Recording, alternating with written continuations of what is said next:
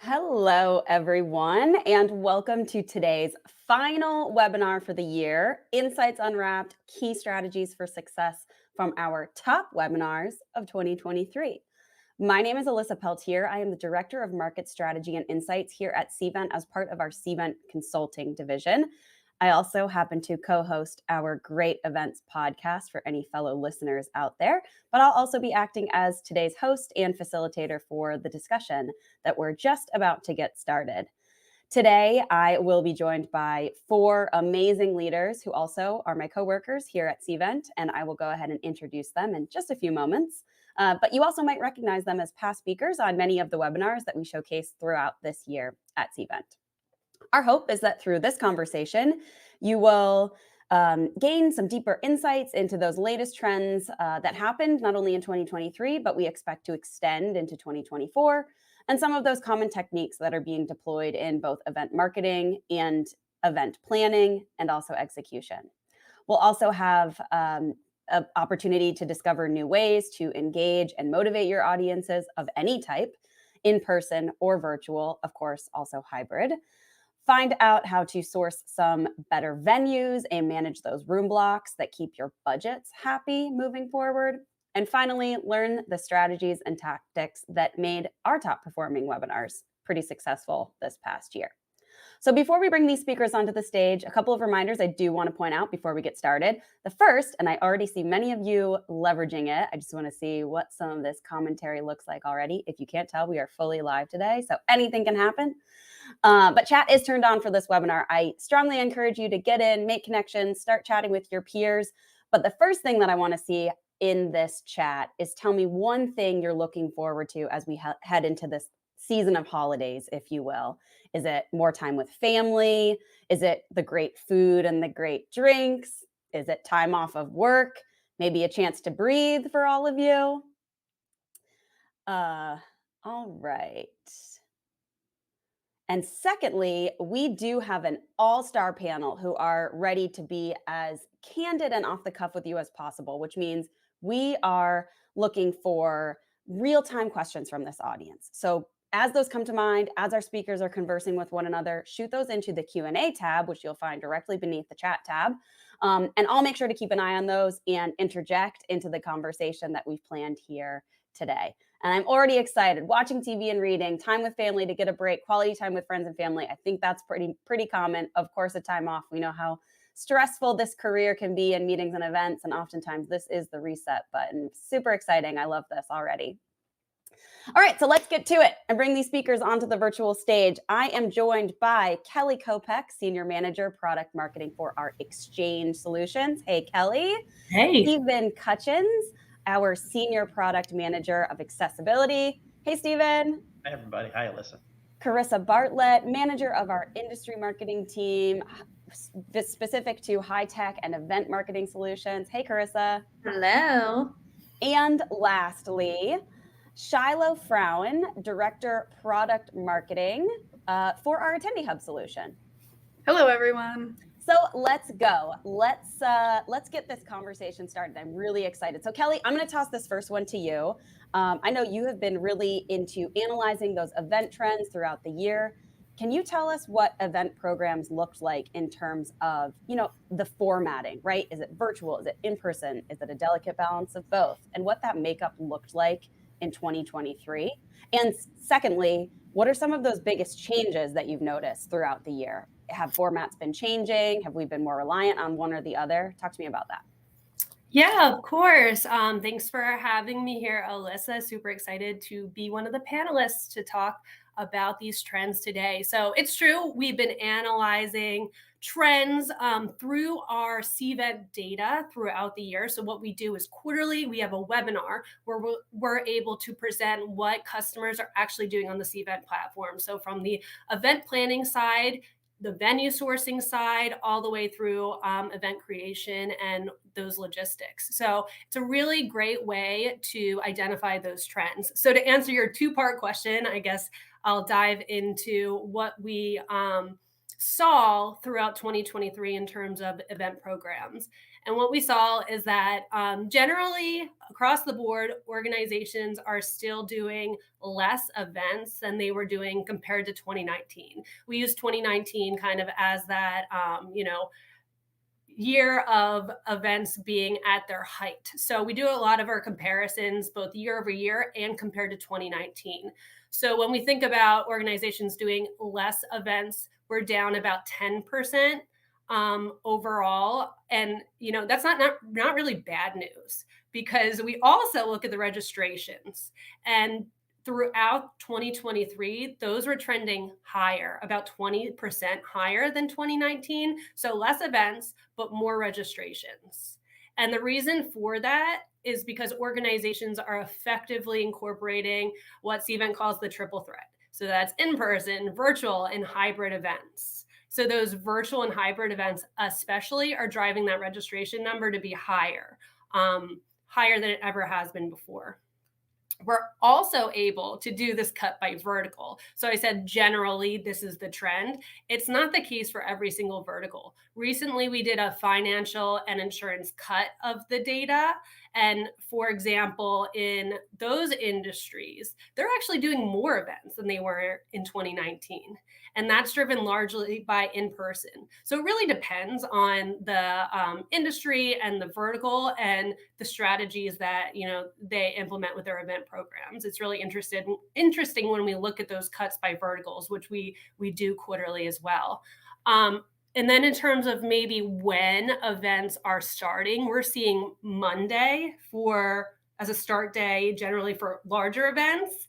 And then shorter events are starting towards the end of the week, Thursday or Friday, for those 1 or 2 day events. So that's highlighting a bleisure trend, which we talk about a lot on the webinar, where event organizers are setting up events so attendees can easily extend the stay for leisure purposes. We also see that weekend events are trending. 28% of the events on Cvent's platform contain a weekend day, which is a new trend that we've been seeing. And then one of the other trends in terms of where events are taking place, the Southeast US is trending as the #1 hotspot within the US of where events are being sourced. And then you also asked about what are some of the biggest changes we saw over 2023. And I would say that when we looked at our venue sourcing data, we've been seeing there are new planners who are sending RFPs and sourcing through our venue sourcing network. And that has amplified throughout the year to the point where we saw 54% of all of the RFPs that were submitted, they were coming from net new planner organizations on our network. So there's a lot of new companies who are hosting events and using Cvent as a platform. And then we also, for my last change, we've been seeing rates at venues stabilize and actually decrease throughout the year, which is excellent news for everyone out there, because they were kind of on the up and up. And we're seeing that specifically for the upper scale properties, they were actually up 6% when compared to last year. So 2023 over 2022, rates were up 6%, and now they're up 4%. So they're decreasing a little. And then for brand scales like economy brands, we're actually seeing an even steeper decrease, where we're seeing them down maybe 4 or 5% year over year. So that's an interesting change to keep track of, because costs are on top of everyone's minds. So I just talked a while, Alyssa, but that's what we're seeing with our Cvent data. That is like a tour de force of all of the trends that are going on in the space. I take notes as y'all are talking, just so that I know exactly what it is that I need to comment on. Some of the big ones that I thought were really interesting, the bleisure trend. I know that was going on last year. I anticipate that's probably going into 2024 as well. You're nodding your head in agreement. I think a lot of that has to do with, or is in reaction to, kind of that hybrid workforce. And I know we're going to talk about that a little bit later as well. But it's interesting. It's an interesting piece to note that there is this this desire to be off and on even in a work environment, right? To be able to mix your personal life. And so even in these event formats, we might not necessarily call them hybrid, but there's this more hybrid of a personal life mixing with your business life as well. I don't know if you want to comment any more on that, Kelly. Yeah, completely agree. And we see it even in our marquee event, Cvent Connect, where we all come in on a Sunday. The event ends on really Wednesday or Thursday, but so many people stay right through the Friday and the following weekend. So I completely agree. This is a trend that will continue in 2024 as well. I love that. I love that. The other thing that you called out, things happening in the Southeast. Well, it's an interesting piece right there. I mean, people just want to be in the sunshine, right? I can't. Many of us are located in the Northeast. Cvent is headquartered in Washington D.C., so it's very, very nice to get a break from the work. So I think that kind of dovetails into the trend there, the bleisure trend. So interesting. Okay, cool. Let's talk about the next huge topic that Kelly, one that you didn't cover here. Stephen, I'd love to talk to you about accessibility specifically. It was arguably one of the most talked about, if not the most talked about topics to come out of 2023. And you hosted one of our most popular webinars this year as a testament to that. So let's bring it very actionable and very tactical. Where do you suggest planners get started in building a solid plan for accessibility in their events? Well, first of all, I feel kind of cool now. I've never felt cool in my life. Very Suddenly, I'm like, cool. yeah, that's kind of a Red cool win, carpet. And I think the touch about on trend. I've been doing accessibility for 20 years, for a really long time. Dedicated. It's my career, and I really think one of these days I'm going to do a talk on Yay COVID or Thank You COVID, or COVID was for people with disability. It was great. I apologize. Normally I'm a big numbers geek. I don't have the numbers, but unemployment for people with disabilities dropped significantly during COVID because suddenly everybody had to be remote. So what we do here, part of my job is to make sure our products work for people with disabilities, somebody who's blind, for example, somebody who's deaf, somebody who has a physical disability and can't use a mouse, or can't use a keyboard either, has to use a mouse stick. Suddenly everybody was, wait a minute, I'm remote. So all those people who normally have great difficulty, say, getting into work, they're in a wheelchair, suddenly they can do work, and it's been great. One of these days, watch this space. I really want to do a talk on how, hey, thank you COVID. But to go back to that, the things that I think there's really two big things that planners can do. The first is ask your attendees what they need. I had a great conversation with our Cvent HRA yesterday. Our self-disclosure numbers are a little low, and it's not that we don't have people with disabilities working, it's that people are afraid to say it and afraid to to let people know that they have a disability and they may actually need help. We want to be, I'm tough, I don't need help, I don't need. Well, if you have enough people, for example, that have dyslexia, maybe it's time to purchase a program that makes it easier for them to read, given their dyslexia. So with for planners, ask your attendees. We're working on a thing called the Big Book of Accessibility. Maybe I can talk about that later, but it's information that planners need to make their events better. And one of them we talk about during registration is please ask your attendees detailed questions. We're very good about things like a perfect example, and we've all seen this. I'm registering for an event, and it asks like 15 different options for what are your food requirements? Are you vegan, halal, pescatarian, vegetarian? There's a bunch of them. And then it says, what are your, or 80, or in the US, it's ADA or Americans with Disabilities Act, what accommodations or what accommodations for a disability? And then it's a text box. And you ask 15 different questions about food, but one text box where I have to enter in. So let's say I'm someone in a wheelchair and I'm blind, so I use a white cane, and I have a service animal, and I'm accompanied by another person called a personal care assistant. Um, am I expected to just type all those things in a text box, or realistically, I just won't go to your event? Because if you put my entire reality in a text box, you're probably not going to accommodate me very well anyway. So things like, do you need captions? Do you require a sign language interpreter? If so, what language? And if you go through asking the question, then make sure if enough people say, yes, I do need a sign language interpreter, actually follow through and get one.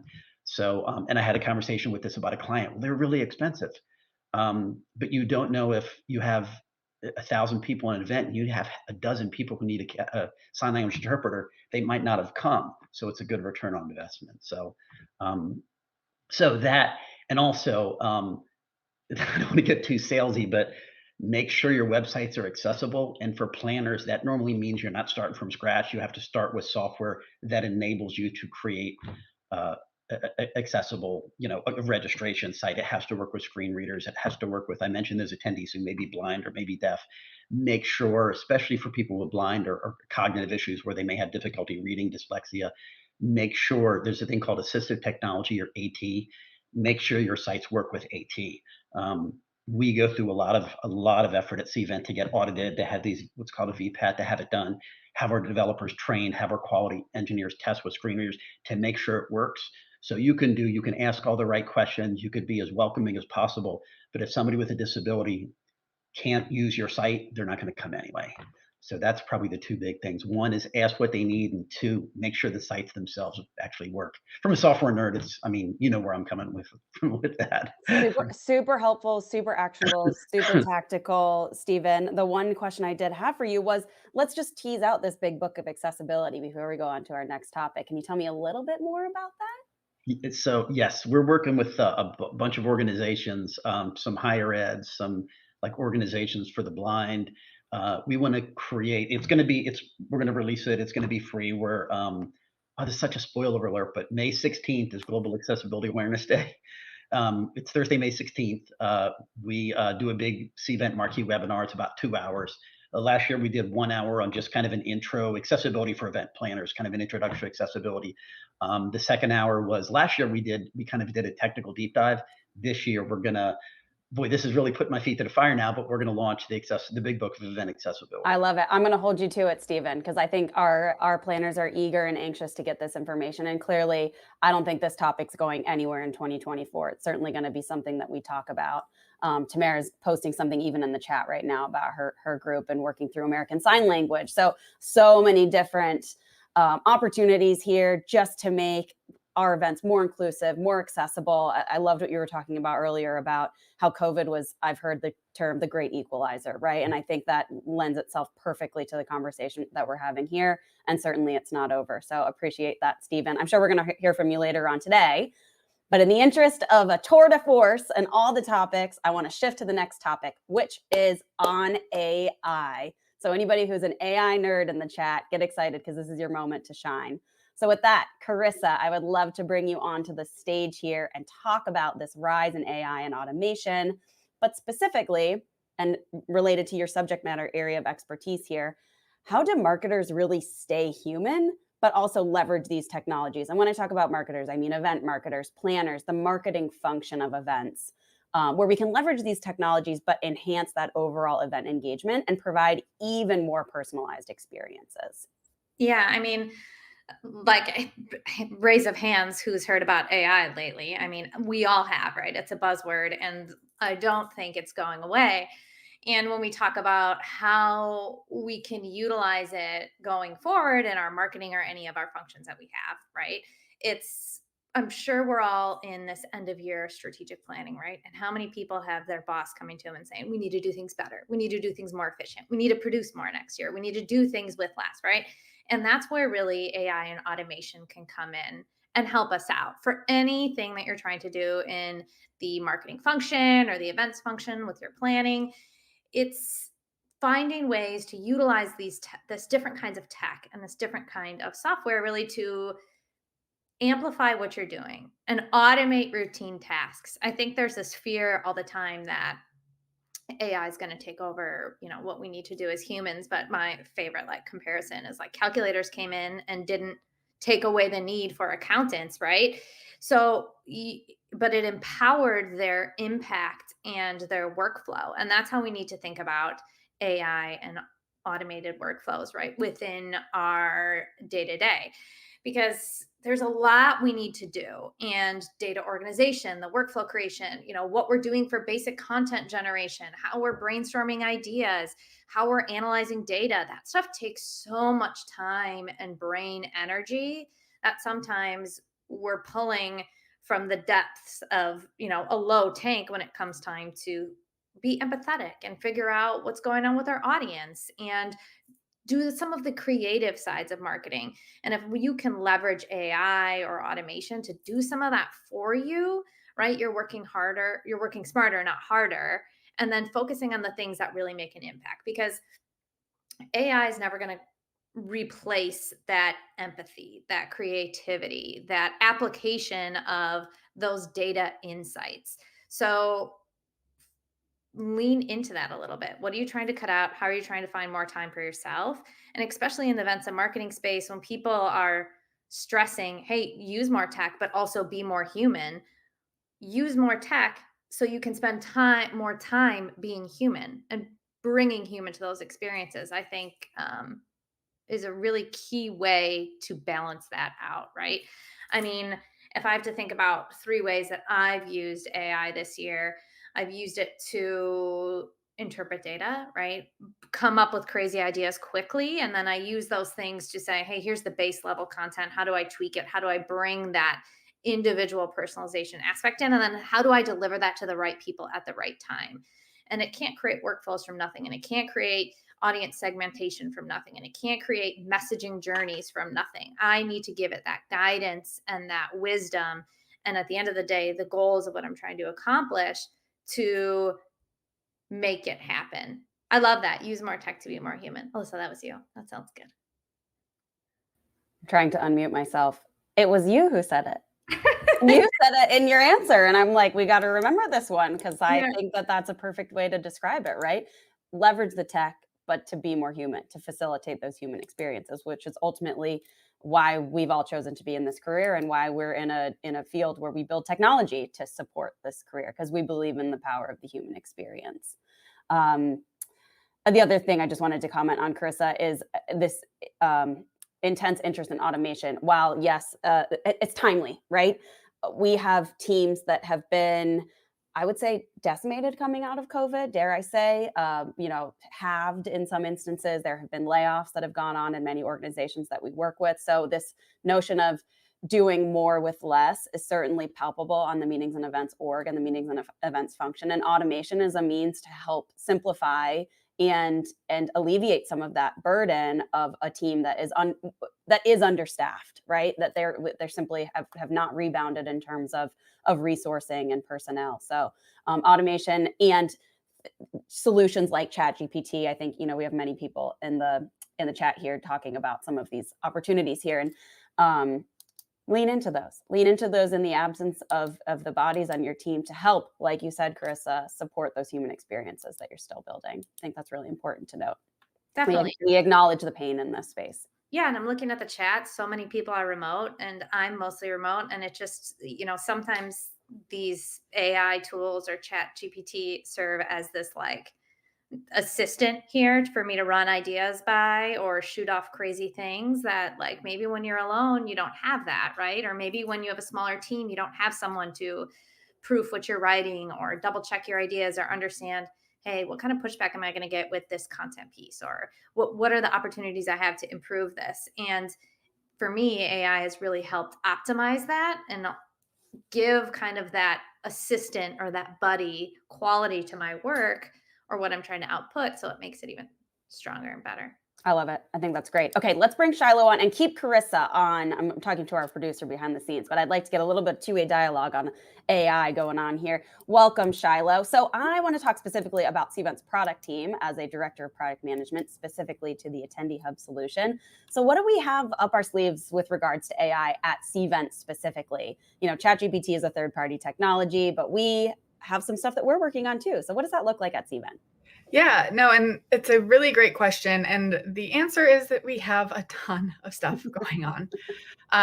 We're shifting our thinking to be AI first thinking. So when we go into our discovery process and we start thinking about how are we going to solve a problem for you and for your audience, we're now stopping and asking ourselves, can AI help here? And we want to start first with you. We want to make sure that you can help yourself first so that you can free up that time, as Carissa said, for those more creative endeavors, making sure that you are using that like truly human part of you to build out that program and build out your events that's the thing that often is the last piece that you don't have time for. You're so busy dealing with all of the details. And we think that AI can really help you get a head start, help with that, what we call a cold start problem, get you started. And then we look at it on the attendee side. When we think about AI for the attendee side of, let's use Attendee Hub as an example, we want to build that into their current workflow. What are they thinking about? Are they searching to find a specific attendee? Can we use machine learning and AI to provide them with their results, but also maybe guide them down the path that we think is the right path based on information you have provided and information they've provided? So really making sure that it's as seamless as possible. It doesn't feel intrusive. Are there some new strategies that event organizers should be looking at? Chris, I'll let you chime in too. Just questions for Shiloh. Go ahead. I just think that's such a great point. And I'm a big tech nerd and I love tech, obviously, but tech really should be experienced and not seen, if that makes sense. It's there to be in the background to make all that stuff happen. And we talk to event organizers and meeting leaders every day, and they're talking about their events and these things that they're planning, and never do they want to say like, hey, I'm really motivated by the event tech. That's why I'm in the space, right? Or the technology that it takes to accomplish these things. It's how they're delivering and building experiences, and software like Cvent or anything that you're using and AI should really empower you to spend the time doing that stuff that motivates you. It's why we're in this field. It's why we do what we do, right? So I love listening to Shiloh talk about some of the things on our roadmap and how we're going forward, because it just, as a junkie in the space, like, I love it. It makes me feel like, what are all the potential things we can do next year when tech is helping make it easier for our audience to engage and interact, because it's helping them with their process, and also for us to kind of find time to do more experiential stuff. Yeah, absolutely. And a big part of that, and I'm sure you've seen hints of this past year in our roadmap, and maybe you noticed and maybe you didn't, that we're building the foundation for AI. So we released our tags library, and we're using those tags across all of our products at Cvent in attendee interests across sessions. We're adding those to speakers, to exhibitors. That helps to ensure that our solutions are pulling the right information. You're telling us what content is linked, so that when we are using AI, when we are using machine learning to serve up better recommendations and to guide an attendee experience, that we're doing it with your content.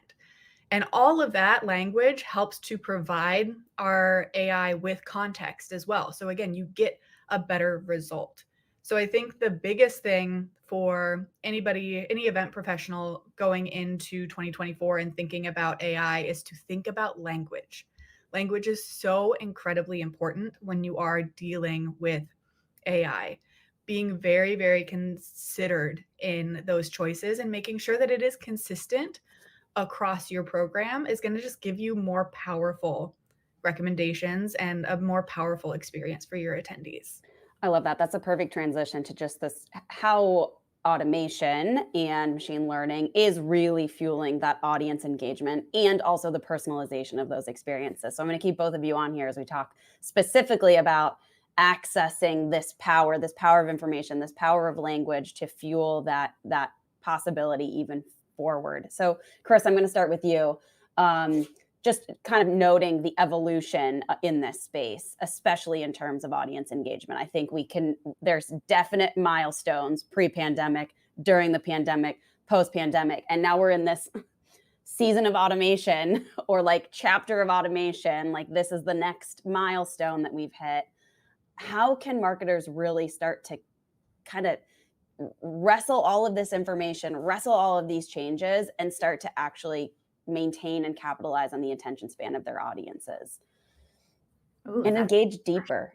That's a big question, right? I mean, I think coming out of the pandemic and coming out of the last couple of years, we've just been so inundated with information, but then we've also been trained to parse information and consume information that's really personal to me. So if I'm on Instagram or if I'm looking through Google, like all of that stuff delivers things that I know is relevant. So in the sea of information, in the sea of emails that I get, in the sea of promotions, the ones that always bubble to the top are the content that's being delivered to me is relevant to me. So if it's not, or it feels like it's general, or it's not purposeful, I don't even read it. I don't You see tune it. out. So when you're thinking about, hey, I need to figure out what my event marketing strategy is, you need to figure out how to accomplish that personalization. And that's a huge task, right?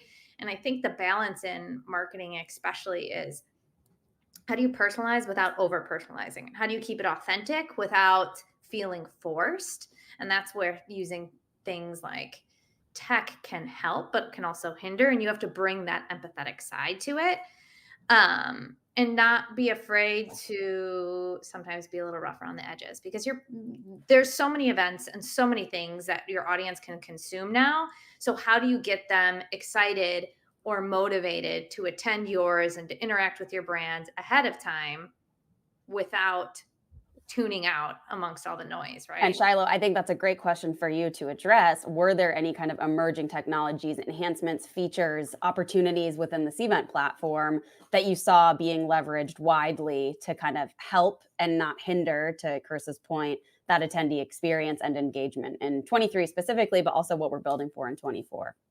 Yeah, absolutely. And I think it comes in a couple different flavors, right? So you have on the one side less of an emerging technology, but an emerging trend with attendees is they they want to be asked. Like if we go back to Steven's comment, ask your attendees what they want. What do they need? And going through our, remote work and going through COVID, I think people got more used to and more comfortable with advocating for themselves. And that is great for you because you can ask them what they're interested in. When we look at Attendee Hub, we had that interests release recently, and it really is driven by that ask from attendees. Let me tell you what I'm interested in, and let me help guide you to the content that I'm looking for. On the other side, we're seeing attendees really shift towards networking being the top thing that they go to events for. And so when we look at that, we also start to consider maybe older technologies that attendees are now just more comfortable with. QR codes. Previously, nobody used a QR code in their daily life. And now to get anything at a restaurant, you are scanning a QR code. It is an older technology that just is now seamlessly integrated into our daily lives outside of events. And I think the same goes for NFC, that near field communication. And those two things, while they aren't new, I think are going to be extremely important in driving, especially in-person networking. So it's always fun to see some of those older technologies becoming more accepted by an audience, and something we always look for to make sure that we aren't forgetting something that could be really, really impactful today. I love that. Carissa, any additional thoughts before we shift gears on room block management, which is a wildly exciting topic? No, I just think, to Shiloh's point about being asked, we have it's an interesting time in the market for who our target audience is for our events, right?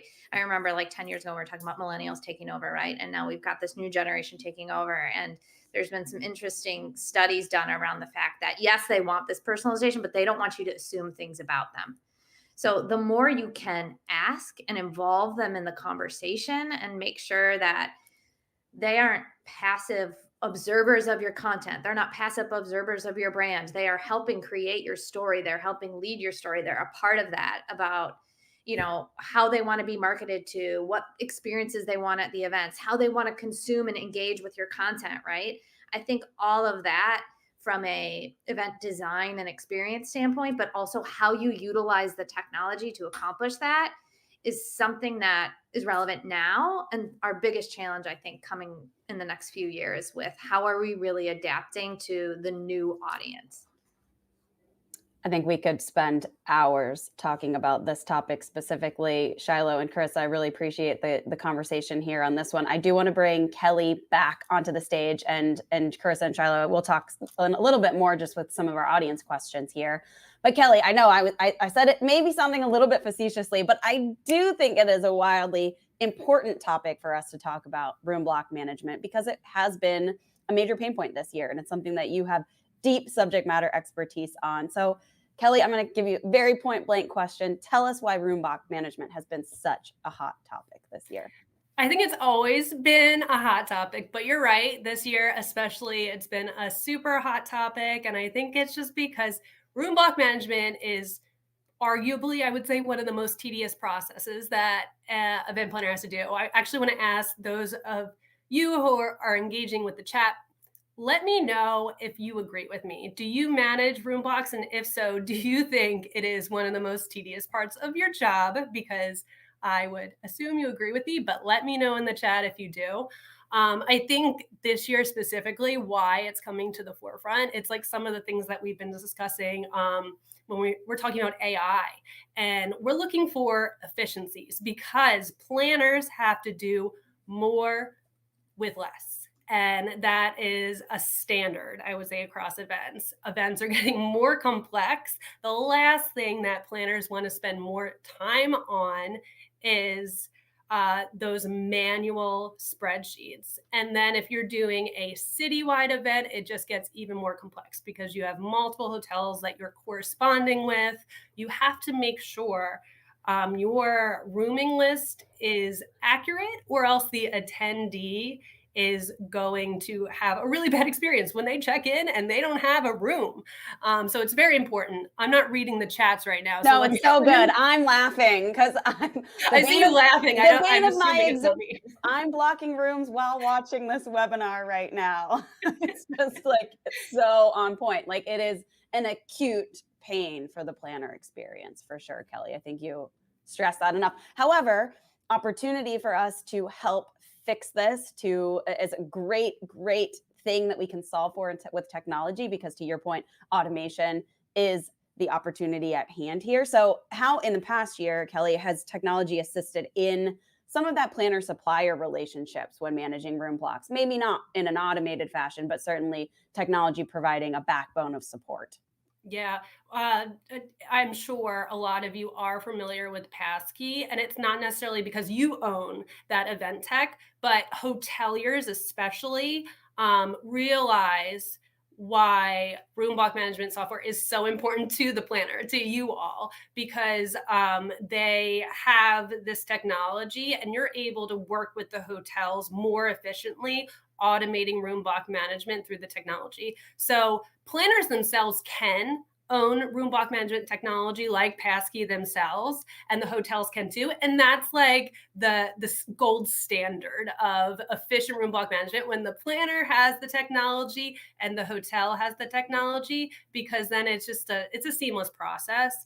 All of those updates are happening in real time. As the planner, you can see all the reporting. One of the reasons why room block management, again, is a hot topic is because how expensive, right, things are becoming with the venue, and then the negotiation of the contract. One of those clauses is going to be your attrition clause. You as the planner, you have to fill your room box. You have to make sure you're meeting those minimums so you're not hit with that penalty, because you can't afford to be hit with those penalties, right? So with this technology, you can actually see pickup in real time.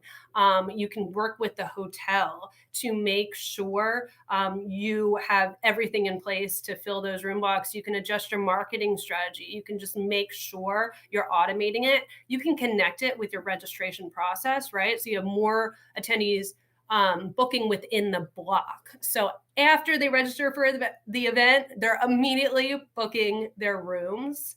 And you can even monetize your event through room block management, which was a webinar we did most recently with Visit Baltimore, where we talked about strategies where planners can actually use room block management to their advantage to make more money at their event, which is really cool. You can add additional based on the negotiated rate that you have with the hotel, you can actually publish a different rate. If you want to add $1 or two, something really minimal to your rate in passkey, attendees will book that rate, and it's not really that big of a deal to them, but you could be making an additional $1 or two in every single room booking. So there's different strategies that can actually help you offset the cost of buying event tech and or increase your event revenue using room block management technology. So it's just a really good way to be efficient and maximize your strategy.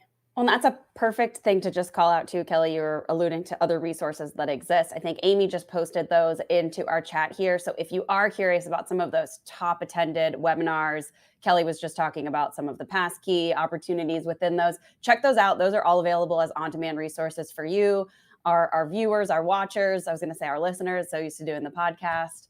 But I would highly encourage you to watch those as resources, digest that information, because if you want to go deeper on any one of these topics that we've covered today, those are all free resources for you to take in and consume.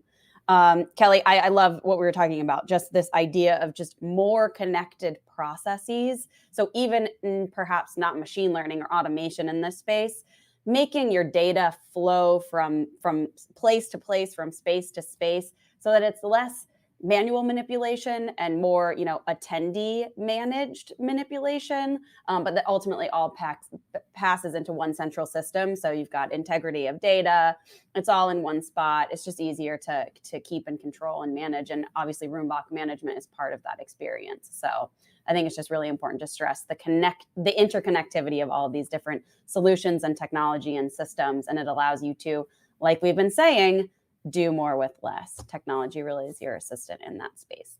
Okay, with the 15 minutes we have left, I'd like to bring all of our speakers on to the virtual stage here and just kind of do around the room of kind of a top trend or a top thing, if you were to take out your crystal ball and to predict something that's going to happen in 2024. No COVID predictions and nothing like that, but thinking through this whole conversation here, a lot of this was a digest of what happened in 2023.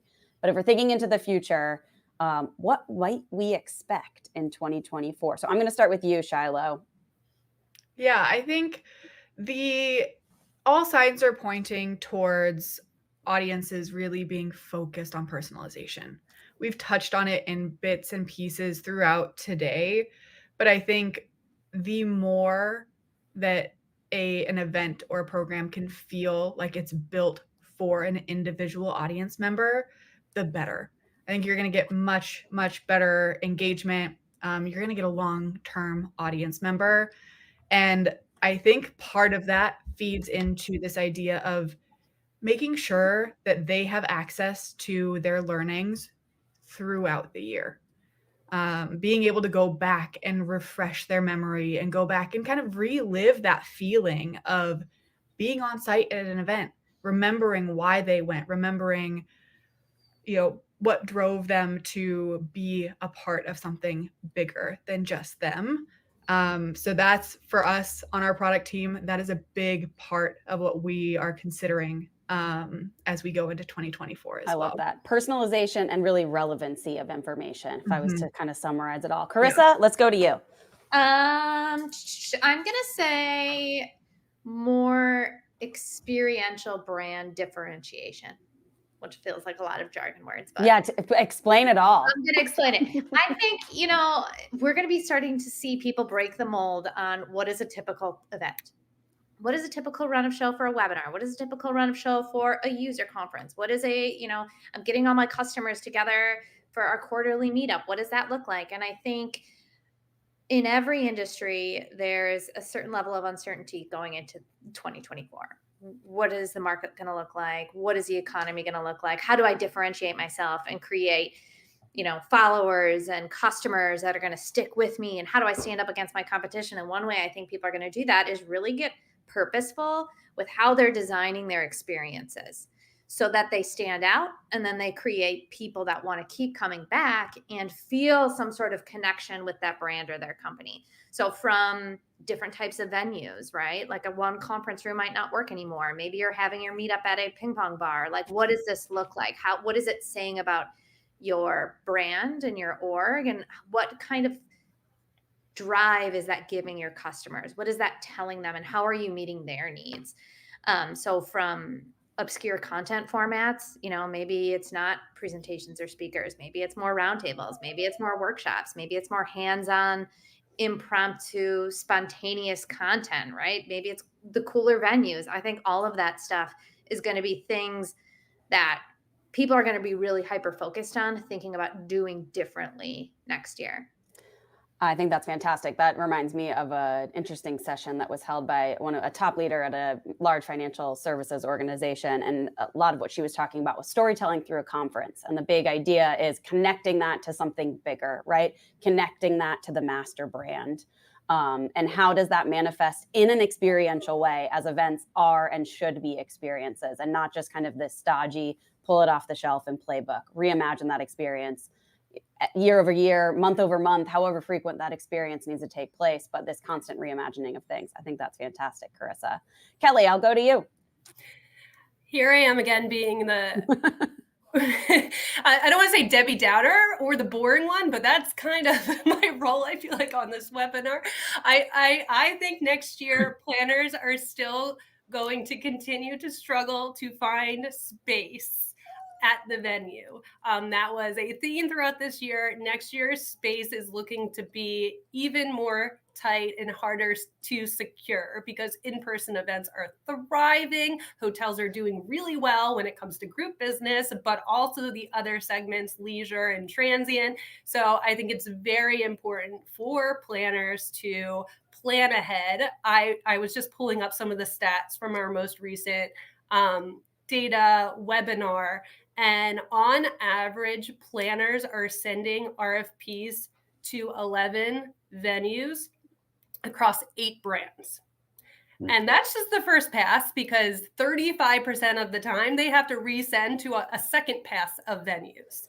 So it's really challenging to get the space that you need right now, and that's going to continue. I also pulled up the stat that from event creation date in Cvent to event launch date, it's over 100 days on average, and it's a lot higher when we look at just the larger events. So timelines are longer than ever. So just factor that into your planning processes, that it's a little harder to plan an event. I think you all realize that, but the data is showing that specifically, and that will continue into next year. Kelly, I have a follow-up question to that. Is there any recommendation to kind of diversify those sourcing efforts, trial new brands, to kind of go back to what Carissa was talking about, new experiences, not getting stuck in your ways, trying to reimagine, recreate, and maybe new partnerships, new brands to work with can help reinvigorate that type of experience? Is that something that we're seeing at all? Or perhaps maybe I'm positioning a trend here? Yeah, for sure. It is a trend. Unique venues, we're actually bringing them into our venue sourcing tool because we see that being a big trend for planners to host events. So your traditional space isn't necessarily going to get you what you need anymore. You can look outside of that traditional space, and that's exactly what planners are doing. So yes, that is absolutely a trend, and we're trying to accommodate that from the technology standpoint. That's great. I love that. All right, Stephen, bring us home. Number 4. So Kelly, I promise you won't be the only Debbie Downer here. I'll start by just saying lawsuits are huge in the US around people with disabilities now. I think, again, yay for COVID, but not so much for the companies getting sued. I just sat in this 2 days ago. I believe it was 11 lawsuits here in the US for Americans with Disabilities Act. 11 lawsuits per day on average are filed. So I think to spin this from not being a Debbie Downer is people with disabilities are going to, they're not going back. They're going to demand, I want to go to your event. This is the right one for me. I'm going to be the perfect attendee, the perfect speaker. Because they're not just attendees. They might be on your opening plenary. I'm the right person for your event. We need to make it happen. I didn't say you need to make it happen. We need to make it happen. To go back to, we've already mentioned a bunch of times, ask questions like, how can I best accommodate you? And this is a true real world story. Somebody was in a wheelchair at an event and they had stairs to get on they were in the opening plenary, they were going to speak. They were in a wheelchair and the stage itself didn't have a ramp. So little things like that. I bet if they would have talked to that person and said, you are our keynote speaker, what do we need to do to make sure we knock it out of the park? I bet one of the very first ones would have been make sure I can get on stage. Yeah. So ask your attendees, ask your speakers, and again, just follow through. And I think it won't be the negative Debbie Downer of a lot of companies getting sued. It'll be we increased 16% attendees year over year because we're now including everybody who wants to be there. Yeah, and Stephen, it just sounds like, just to kind of summarize what you're saying, it's those with disabilities have found their voice, they're using their voice, and is now a business imperative that we listen to that voice, right? Like, and it's kind of this twofold, two-way street. And so that's huge. Like, it's not just ticking a box and checking the behaviors, but really truly listening to the needs. And that might also come down to being more creative, thinking differently about your event experience. It might completely change the agendas from which you're used to, but that's okay. Yeah. There's a company, Accenture, I actually used to work there, did a big study on inclusivity and companies that include people with disabilities. It was really from an employment perspective, but I don't have the numbers on hand, but essentially made more money, significantly more money. So it's the same as the event planners out there. You can spend, we were talking about room blocks, spend an extra dollar here or there, it'll pay for things. Think of all the attendees who now can attend. 26% of adults in the US have a disability. Yes. So some are so severe, so limiting that may not go to your event. So 10%, 20%, whatever, more attendees. Look at it from a business perspective. Yeah. I think that's a great note to end on, Stephen. I appreciate all of these voices on this conversation today. Shiloh, Carissa, Kelly, Stephen, thank you for joining me on this last webinar of the year. With that, I have one more note to call out to our audience today. Oh, and my dog has decided to join us at the end. It is time for him to go out and for me to wrap. But before we do so, I just want to call out that if you'd like to earn a $100 Amazon gift card, who doesn't in the holiday season? We offer this as an opportunity for completing a demo with our team, our solution specialists. So please fill out the form on our gifting page. We will drop that link in the chat right now. And with that, that is all the time that we have for today. We've run right up to the top of the hour, and pun truly intended, that is a wrap. So be sure to register for any of our upcoming webinars in 2024, where we will discuss in more depth some of these trends that we alluded to just a few moments ago, see where the industry is headed in the new year, and some accompanying reports that we'll also be sharing that could help influence the success of your programs in 2024. With that, thank you all for joining. We will see you next year. Bye, everyone.